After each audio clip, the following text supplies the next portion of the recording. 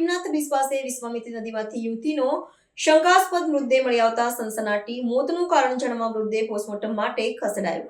વડોદરા શહેરના ભીમનાથ વિસ્તાર પાસેથી પસાર થતી વિશ્વામિત્રી નદીના પાણીમાંથી ગુરુવારે સાંજે એક યુવતીનો મૃતદેહ શંકાસ્પદ હાલતમાં મળી આવતા ભારે ચકચાર મચી જવા પામી હતી. નદીમાં મૃતદેહ તરતો જોતા સ્થાનિકોએ તુરંત જ પોલીસ અને અગ્નિશમન દળને જાણ કરી હતી. ઘટનાની જાણ થતાં જ બનાવ સ્થળે મોટી સંખ્યામાં લોકોના ટોળેટોળા એકત્ર થઈ ગયા હતા. ઘટનાની ગંભીરતાને ધ્યાનમાં રાખીને પોલીસના ઉચ્ચ અધિકારીઓ, જેમાં નાયબ પોલીસ કમિશનર, ડીસીપી, મદદનીશ પોલીસ કમિશનર, એસીપી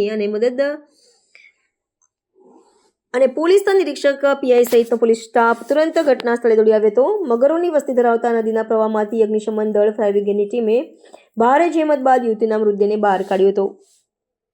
પોલીસે મૃતદેહનો કબજો મેળવીને તેને પોસ્ટમોર્ટમ માટે હોસ્પિટલ ખાતે મોકલી આપ્યો છે. પોલીસ અધિકારીઓના જણાવ્યા અનુસાર પોસ્ટમોર્ટમ અહેવાલ આવ્યા બાદ જ મૃત્યુનું ચોક્કસ કારણ જાણી શકાશે, જેના આધારે આ ઘટના આપઘાતની છે કે હત્યાની તે નક્કી થઈ શકશે. પોલીસે અકસ્માત મૃત્યુના ગુનાની નોંધ કરીને યુવતીની ઓળખ અને સમગ્ર બનાવ અંગે વધુ તપાસની કાર્યવાહી હાથ ધરી છે. આ સયાજીગંજ હોટલની સામેનો વિશ્વામિત્રી નદીનો કેનાલનો ભાગ લાગી રહ્યો છે. એની અંદર અમને એક ટેલિફોનિક વર્દીના આધારે કોઈ અજાણી વ્યક્તિની લાશ મળી છે. લાશની ઓળખ અને એ લાશને કાઢી અને એને પીએમ કરાવી અને એડી દાખલ કરવાની કાર્યવાહી પોલીસ કરી રહી છે. કેટલી ઉંમર છે લાગે છે અંદાજે?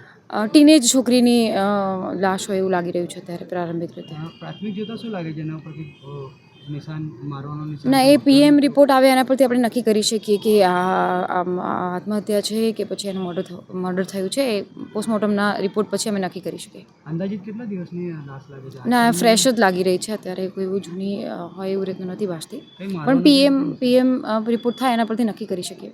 પ્રાથમિક જોતા આપ લોકો જોઈ રહ્યા હતા? હા, એના આધારે હું કહું છું ને, કારણ કે આ નદીમાં તરતી લાશ છે અને એ કોઈ નદીના એંગલથી એને વાગી ગયું છે કે કોઈ માર્યું છે અથવા તો પછી એને જમ્પ લગાડ્યું છે, એ બધું પીએમ આધારે નક્કી થાય. કયા ભાગે વાગ્યું છે? એ આખું પીએમ રિપોર્ટના આધારે નક્કી થશે એના શરીરના કેટલા ભાગમાં વાગેલું છે.